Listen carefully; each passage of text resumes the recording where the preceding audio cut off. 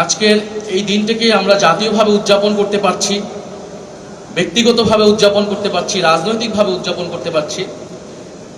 এবং এই ঐক্য একটা বার্তা দেয় যে ফ্যাসিবাদ প্রশ্নে, ফ্যাসিবাদ বিরোধিতা আমরা এখন ঐক্যবদ্ধ আছি। আমাদের এই ঐক্য সুদৃঢ় হবে যদি সত্যিকার অর্থে আমরা জবাবদিহিতামূলক গণতন্ত্র প্রতিষ্ঠায় বাংলাদেশ যে লড়াই করেছে সেই বাংলাদেশকে আমরা তৈরি করতে পারি, যেটা রূপকার, যেটা রচিত হয়েছে জুলাই সনদে, গণভোটের গণরায়ে, যেটা জন আকাঙ্ক্ষা প্রতিফলিত হয়েছে।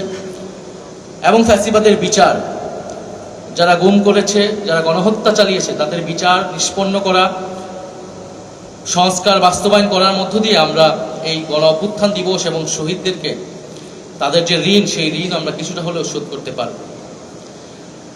আজকের রচনা এবং চিত্রাঙ্কন প্রতিযোগিতায় যারা অংশগ্রহণ করেছে তাদেরকে শুভেচ্ছা জানাই, যারা ভালো করেছে তাদেরকে শুভেচ্ছা জানাই।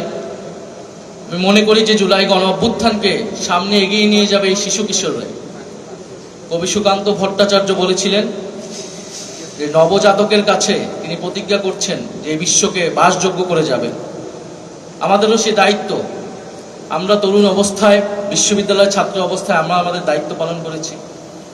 এখন এই শিশু কিশোরদেরকে দায়িত্বশীল হিসেবে গড়ে তোলা, বাংলাদেশের নেতৃত্ব হিসেবে গড়ে তোলা, যথাযথ নৈতিক মানবিক মূল্যবোধ সম্পন্ন নাগরিক হিসেবে গড়ে তোলা, এটা আমাদের সকলের দায়িত্ব। এই শিশু কিশোররাই আগামীতে বাংলাদেশকে নেতৃত্ব দিবে, জুলাই গণ অভ্যুত্থানকে ধারণ করবে। এবং জুলাই গণ অভ্যুত্থান আমাদের সাহিত্যে, আমাদের ইতিহাসে স্বর্ণাক্ষরে লেখা থাকবে।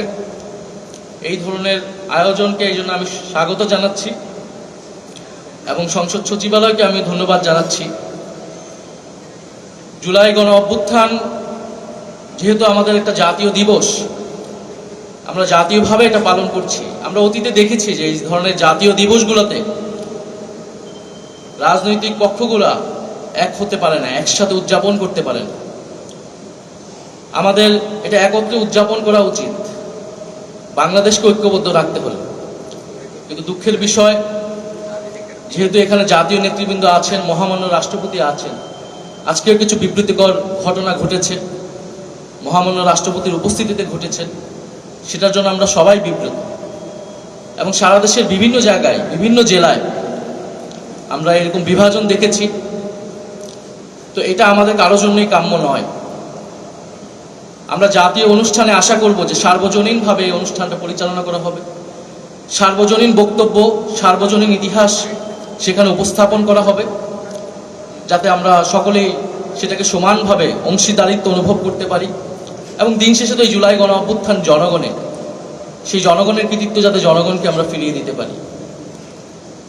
কিন্তু যদি এই ধরনের জাতীয় দিবসে দলীয় বক্তব্য, দলীয় ইতিহাস প্রচার, দলীয় ন্যারেটিভ প্রচার করা হয়, সেখানে বিরোধী দলের বা ভিন্ন রাজনৈতিক দলের অংশগ্রহণের জায়গাটা সংকুচিত হয়ে আসে।